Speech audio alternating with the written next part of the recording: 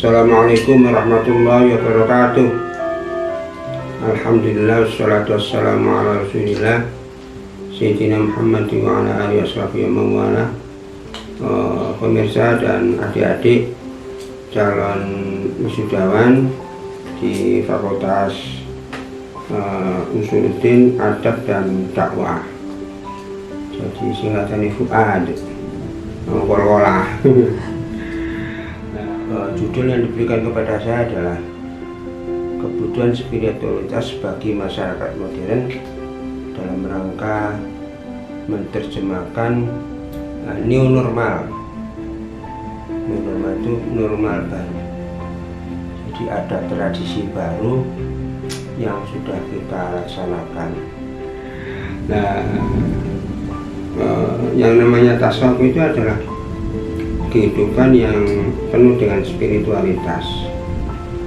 Spiritualitas itu dengan penuh penghayatan terhadap apa yang sedang dilakukan.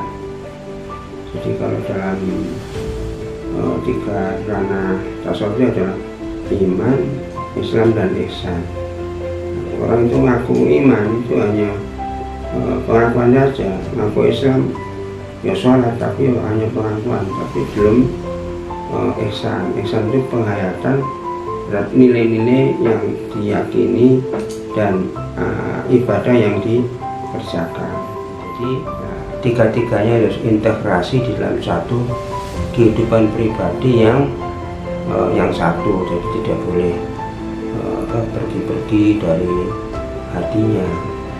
Makanya kalau sekarang kita lihat ada orang pinter tapi koruptor, itu hanya iman tok, itu percaya kepada Allah tapi belum mengamalkan dan menghayati ajaran tasawuf. Nah, untuk kebiasaan di new normal, jadi new normal itu adalah kebiasaan yang baru, membentuk kebiasaan yang baru. Nah, kalau orang itu sudah 40 hari itu insya Allah akan menjadi karakter. Ya, benar nggak karakter itu begitu itu? Nah, kebiasaan baru itu pertama adalah menjaga kebersihan. Itu penting. Kita dulu ketika keluar dari rumah kan langsung nyah. Sekarang enggak, lebih baik kita itu cuci tangan sebelum tangan kita itu sampai pada mulut, sampai hidung dan sebagainya. Jangan kemudian tapi umat Islam ini aneh. Jadi bab pertama dalam fikih itu adalah babul ya, tapi untuk menjernihkan air itu sangat susah sekali. Nah, karena itu perlu tenaga mesin yang bisa menjernihkan air itu. Kemudian hand sanitizer. Nah, jadi apa ya? Membersihkan tangan. Dan yang ketiga adalah pakai masker. Dan ada orang pakai masker tapi hanya dikalungin di mulut itu nggak benar. Itu harus menghayati bahwa kita itu pekat dengan kehidupan lingkungan, bisa menularkan penyakit atau tertular. Nah, ini kan penting bagi kita sekalian untuk handle value terhadap apa yang ada di lingkungan kita. Menjaga jarak. Jaga jarak itu ya menjaga jarak, artinya hawa nafsu kita dijarakilah dengan keinginan-keinginan itu. Jadi kalau kita menjaga jarak dan itu kita hayati, nah kita itu pasti akan bisa menjaga jarak itu, terutama dengan hawa nafsu. Mencapai hawa nafsu yang dari diri kita masing-masing. Ada orang masih kepingin itu belum menyakit, belum mengambil jarak dengan tradisi lama yang selama ini kita miliki. Nah, nafsu ini ya ada nafsu jasmania, ada nafsu rohania. nafsu jasmani ya penting, tapi biasanya nafsu jasmani itu menuju kepada hal yang negatif. Yang baik adalah nafsu rohani, nafsu yang bersifat rohani. Ya, itu adalah bisa mengambil cara antara hawa nafsu kita dengan keinginan kita. Kalau ada keinginan-keinginan, ya kita tanya dulu, ini keinginan apa kebutuhan. Ya, kalau yang lebih banyak kebutuhan, kita beli, tapi barangnya itu kita lihat dulu sanggup kita. Jangan-jangan beli yang butuh tapi yang lebih butuh lagi tidak dibeli. Nah, kalau ada itu keinginan dan itu betul-betul keinginan, nggak usah saja itu akan dibeli, tapi dibiarkan kapan-kapan saja. Kemudian aktivitas produktif di rumah. Jadi kerja di rumah adalah sangat-sangat diharapkan. Kerja produktif itu kerja yang mempunyai nilai produksi. Kemudian misalnya keluar rumah jika perlu. Nah ini, maaf ini keluarga saya itu sekarang kalau ke pasar itu kita ikut gagal karena takut ketular. Dan pasar tradisional itu adalah sebagai tempat untuk mudah penularan. Ini perlu sadari. Jadi kita itu kalau keluar rumah ya betul-betul sudah menjadi tradisi baru yang kita perlu menjaganya. Kemudian ada lagi yang tradisi online. Tradisi online itu adalah sekarang ini diberi pelajaran oleh Mendikbud ya. Jadi ini ada pelajaran online itu diteruskan sampai akhir semester atau akhir tahun. Nanti setelah akhir tahun dievaluasi efektif enggak dengan tradisi online. Nah, ini adalah tradisi-tradisi yang perlu kita tanamkan dalam kehidupan sehari-hari. Ya, apa peran masyarakat? Nah, ini peran masyarakat itu adalah memberikan edukasi pada masyarakat. Jadi kalau kita itu bahasa hakikat dan bahasa syariat. Kalau bahasa hakikat itu ya semuanya diciptakan oleh Allah. Tapi kalau gitu kan tidak ada reward bagi seseorang untuk mengamalkan ibadah. Dalam Al-Quran itu ada dua versi ayat. Innakum wa khalaqakum ma ta'malun. Allah menciptakan kamu dan apa yang kamu kerjakan. Tapi kalau gitu kan ya percuma. Nah, ada ayat yang lain, udkhulul jannata bi amalikum, masuklah kamu ke surga dengan amal. Jadi ada reward dari Allah Subhanahu wa taala. Nah, ini yang penting kita lakukan.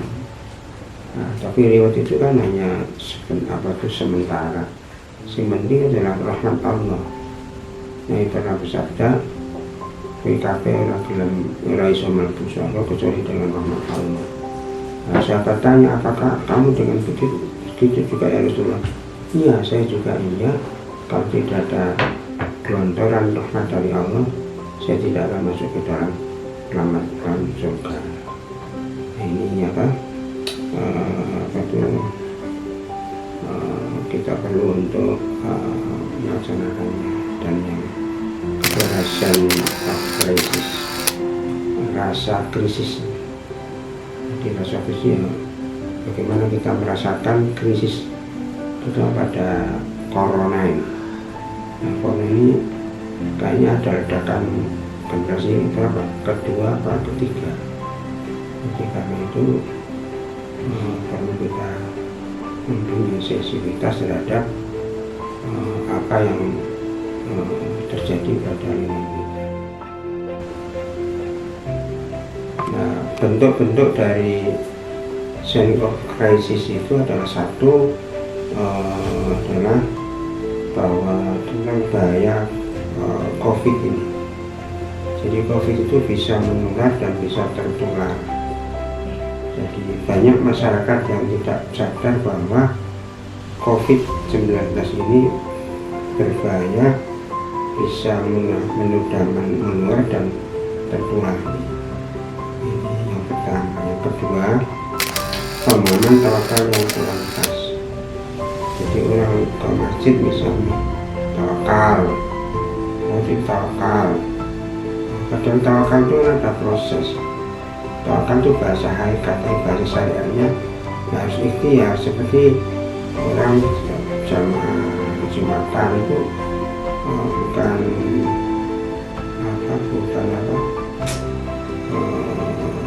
hanya sementara seperti itu aja, tapi ada sebab-sebabnya.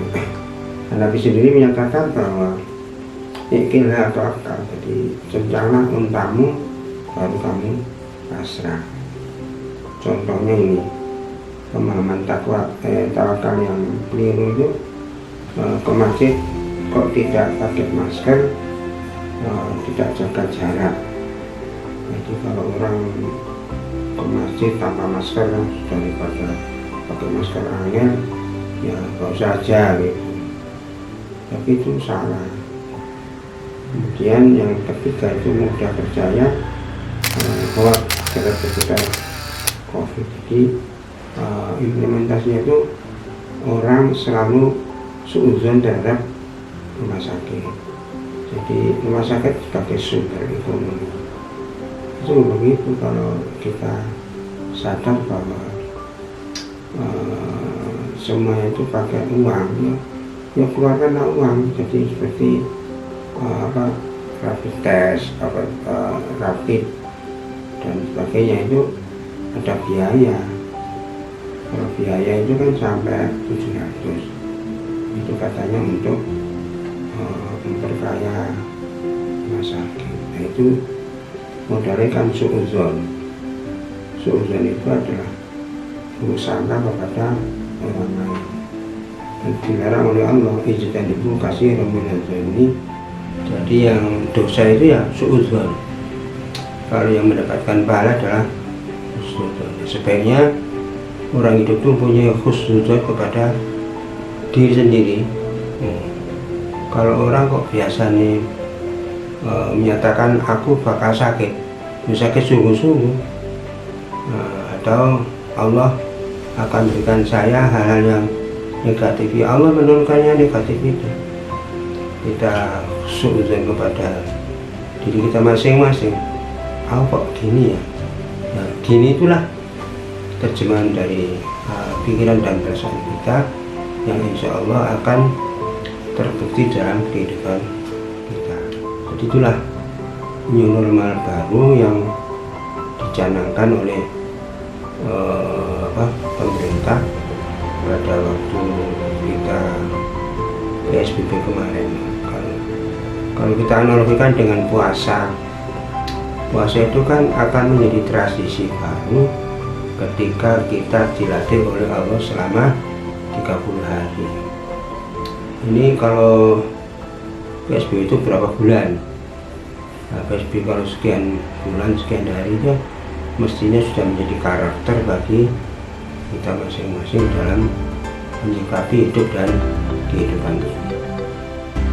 Demikian para pemirsa.